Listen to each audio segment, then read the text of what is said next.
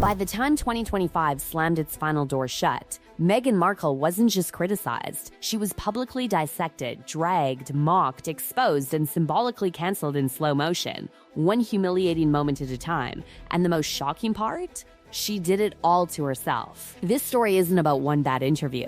It isn't about one failed project.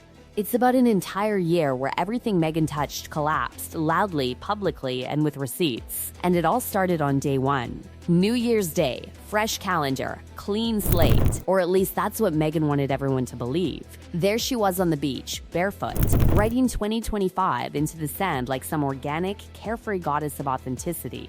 A soft smile, ocean breeze, hopeful vibes. Except, the internet blinked once and caught the lie immediately. Old numbers still carved into the sand, multiple takes, multiple attempts, a manufactured moment pretending to be spontaneous. And just like that, before the champagne bubbles even went flat, the year exposed its theme. Nothing about Meghan was real, and people were done pretending it was. Comments vanished, criticism muted, damage control activated, but the universe wasn't finished, not even close. Weeks later, Meghan dropped a trailer she clearly believed would silence critics forever. This was supposed to be the comeback, the glow-up, the proof that she was misunderstood.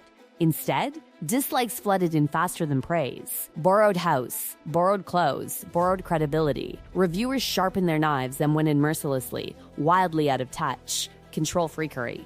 Painfully staged. The words didn't sting, they scorched. And suddenly, Meghan wasn't being pitied, she was being laughed at. And when Meghan senses disaster, she doesn't retreat. She rushes toward it. Every crisis became a photo op. Every tragedy became a backdrop. Cameras rolling, press alerted, sympathy strategically framed. That's when the accusations turned ugly. Disaster tourist, ambulance chaser, even celebrities who usually stay silent snapped. The nickname spread like wildfire. Mother Meghan of Montecito, always arriving after catastrophe. Never before, never quietly. Without disaster, people joked, Meghan simply didn't exist. Behind the scenes, even worse. Whispers from her Spotify era resurfaced, and they weren't flattering. Staff had a nickname for her, a warning code really. Eva, not cute, not affectionate. A reference to a manipulative, emotionally draining character from a 90s drama. When Eva was coming, everyone braced. Mood swings, tension, exhaustion. And the most brutal part? Meghan allegedly had no idea. While staff whispered, she smiled for cameras. Then came the bombshells. A glossy magazine dropped a report so savage it reportedly sent Meghan into hiding. The fairy tale numbers? Inflated. The massive deal she bragged about? Exaggerated. The money? Not what she claimed. And Prince Harry? Broke enough to brainstorm podcasts just to stay afloat. Insiders didn't stop there. Working with Meghan, they said, required therapy. Twice a week. Minimum. And suddenly, the polished image cracked completely, revealing chaos underneath. Deals began collapsing like dominoes. A massive book deal? Quietly dead.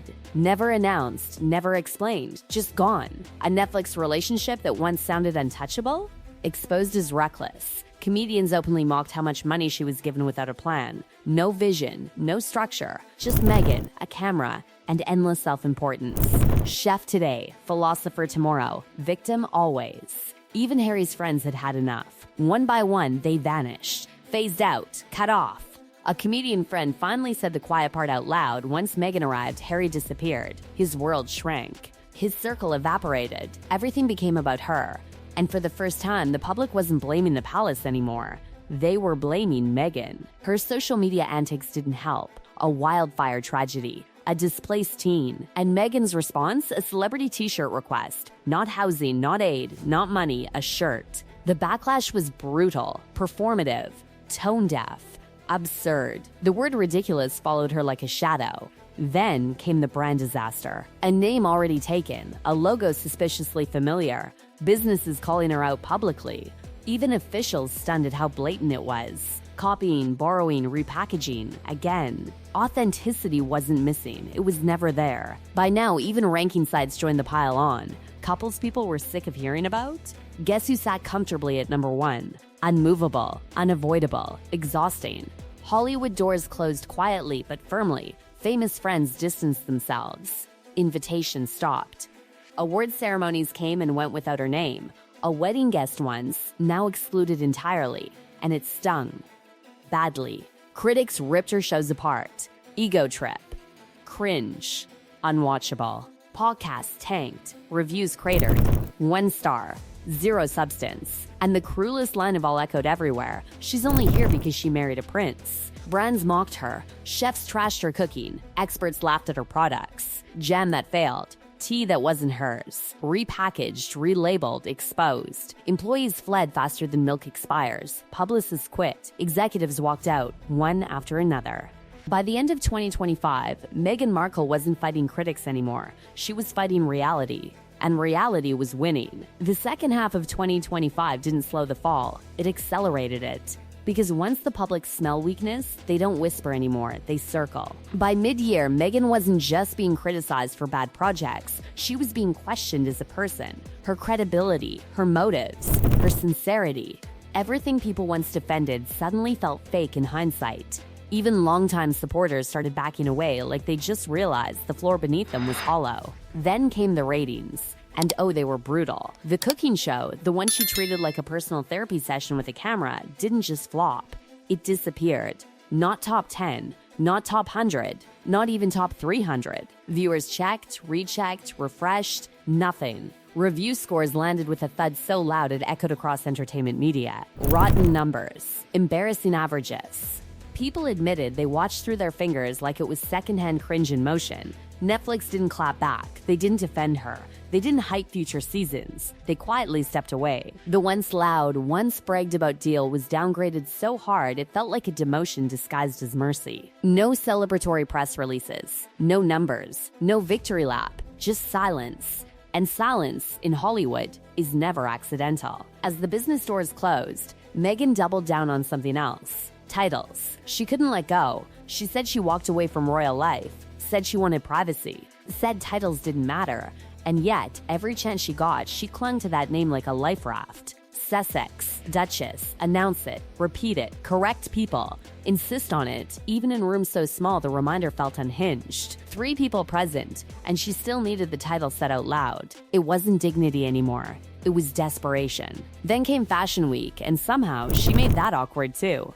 The walk, the pause, the exaggerated movements. People compared it to parody, not chic, not confident, performative. Cameras caught her giggling when a model tripped, a moment that turned public opinion even colder.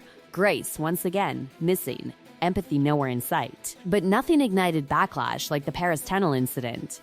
Posting herself lounging, feet up, in the very place tied to a tragic memory, and doing it casually, almost flippantly, crossed a line people didn't even know she was still capable of crossing. The outrage was instant. Even neutral observers recoiled. At that point, critics weren't asking why she did it anymore. They were asking how she keeps doing this. Then came the awards. A humanitarian title landed, and instead of applause, it sparked disbelief. How does someone accused of cutting off family, ignoring an ailing parent, cycling through staff like disposable napkins, receive an honor built on compassion? The math wasn't mathing, and people weren't buying it. And the kitchen disasters? The turkey moment alone became legendary. Improper handling, bare hands, no basic food safety. Internet nicknames exploded. Jokes wrote themselves. A cooking show hosted by someone who didn't know the basics became the perfect metaphor for her entire year, illusion over substance. But the darkest backlash came from something far more personal. Her father's medical emergency shattered whatever sympathy remained. No visit, no call, no visible support. Days passed. Then, criticism erupted.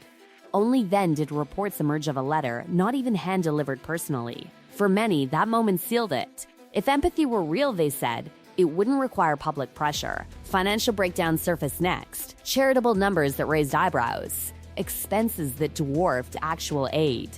Announcements conveniently timed. New sponsorship models. Even children woven into branding conversations. Every move felt calculated, monetized, strategic. By now, media outlets weren't asking if Meghan was struggling. They were asking if her entire brand was collapsing. Lifestyle influencer? That's what she was reduced to, and not a successful one. Articles piled up, project after project missing the mark. Forced charm, zero warmth, authenticity ratings in free fall. At this point, criticism wasn't chasing her. It was beating her to the punch.